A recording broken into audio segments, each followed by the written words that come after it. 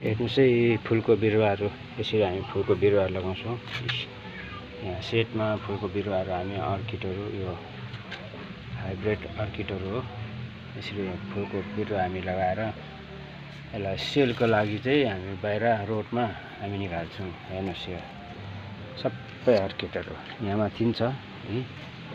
यो सबै अलिक ठुलो भएपछि तल रोडमा निकालेपछि यसको सबै सेल भइहाल्छ। हेर्नुस् है एकदम चाहिँ फुलको बिरुवाहरू एकदम हेरी छ यसको पैसाहरू एकदम। हेर्नुस् यो सब फुलको बिरुवा।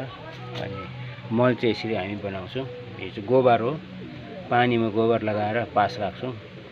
अनि पास राखेर जब उम्लेपछि यसको मुतलाई चाहिँ यसको अन्त यो फुलको फेदमा हामी हाल्छौँ।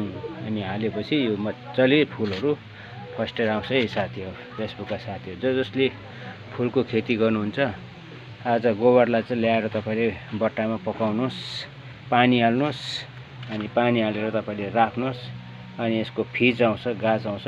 अनि गाछ आएपछि पास हुन्छ। अनि यसलाई चाहिँ मजाले पानी फिटेर तुरुक तपाईँले यो राखेको बिरुवातिर तपाईँ राख्नुहोस्। फुल चाहिँ एकदमै फस्टेर आउँछ साथीहरू। ल अर्को उयसमा भिडियोमा भेटौँला।